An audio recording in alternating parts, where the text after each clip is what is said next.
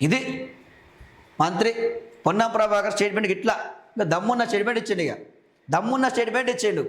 బరాబర్ మా జాగిరే అంటుండు మంత్రి పొన్నం ప్రభాకర్. బరాబర్ మా జాగిరే అంటుండు. నీ అయ్య జాగిరి కాదు, 4 కోట్ల తెలంగాణ ప్రజల అయ్య జాగిరే. మంత్రి పొన్నం ప్రభాకర్ కౌంటర్ ఇచ్చిండు. పవన్ కళ్యాణ్కు కౌంటర్ ఇచ్చిండు. పవన్ ఓ పెయిడ్ ఆర్టిస్టు, ఆయన ఇక్కడికి వచ్చి చేసింది ఏమిటి?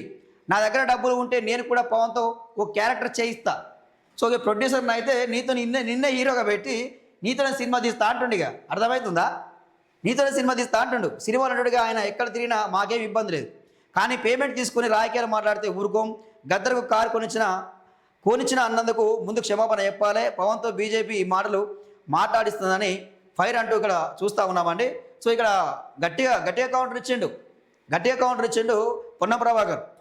మిస్టర్ పవన్ కళ్యాణ్, బరాబర్ తెలంగాణ మా అయ్య జాగిరే, ఇది నీ అయ్య జాగిరు కాదు, 4 కోట్ల మంది తెలంగాణ ప్రజల జాగిరు అని మంత్రి పొన్నం ప్రభాకర్ వ్యాఖ్యానించారు. శభాష్, దమ్మున్న మాట మాట్లాడిండు, మొగోరి మాట మాట్లాడిండు. మరి ఎక్కడ పోయి రాగి బీఆర్ఎస్ వాళ్ళు ఒక్కళ్ళు కూడా కౌంటర్ ఇస్తలేరేంది? కవిత సొంది కౌంటర్ ఇచ్చింది. బీఆర్ఎస్ ముఖ్య నేతలు కేసీఆర్ ఎక్కడ పోయిండు, హరీష్ రావు ఎక్కడ పోయిండు, కేటీఆర్ ఎక్కడ పోయిండు, ఎక్కడ పోయినా పాడి కౌశిక్ రెడ్డి, ఇక బల్కసుమన్ అంటే జైల్లో ఉన్నాడు అనుకో, ఎక్కడ పోయిరా మీరు? ఒక్కరు కూడా కౌంటర్ ఇస్తలేరు. ఏంది మీ కథ? తెలంగాణ కోసం కొట్లాడినామంటారు, తెలంగాణ సాధించమంటారు. సరే, వాస్తవమే, తెలంగాణ ఉద్యమం చేసిరు, అందులో నో డౌట్. కానీ ఈరోజు తెలంగాణ అస్తిత్వం మీద దాడి చేస్తూ ఉంటే పవన్ కళ్యాణ్ని ఎందుకు మీరు వ్యతిరేకిస్తలేరు? ఎందుకు మీరు మీడియా ముందుకు వచ్చి ప్రశ్నిస్తలేరు, మాట్లాడతలేరు? దీనికి సమాధానం చెప్పాలా బీఆర్ఎస్ వాళ్ళు, దీనికి సమాధానం చెప్పాలా కేసీఆర్, దీనికి సమాధానం చెప్పాల్సిన అవసరం ఈరోజు ఉన్నది. తెలంగాణలో అందరూ కూడా ప్రశ్నిస్తూ ఉంటే బీఆర్ఎస్ మాత్రం సైలెంట్గా ఉన్నది. కారణం ఏంది? నిజంగానే బీజేపీ పార్టీ వెనక ఉండి కథ మొత్తం నడిపిస్తుందా? కారణం ఇదేనా?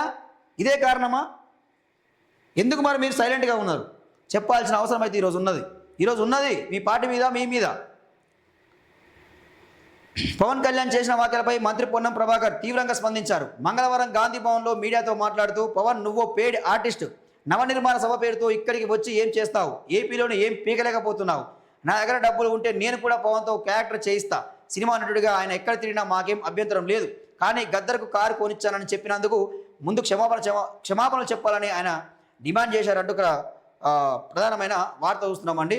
సో ఇక్కడ విషయం ఏంటంటే, నవనిర్మాణ సభ పెట్టుకో కానీ జూన్ 2 తారీఖు తెలంగాణ అవతరణ దినోత్సవం నాడే పెట్టాల్సిన అవసరం ఏమొచ్చింది? దానికి నువ్వు సమాధానం చెప్పాలి. అంటే కారణం ఏంది అంటే, తెలంగాణ ప్రజలు పండగ చేసుకుంటే మీకు నచ్చడం లేదు. ఇది స్పష్టంగా అర్థం చేసుకోవాలి తెలంగాణ ప్రజలు. ఇది అర్థం చేసుకోవాల్సిన అవసరం అయితే ఈరోజు ఉన్నది.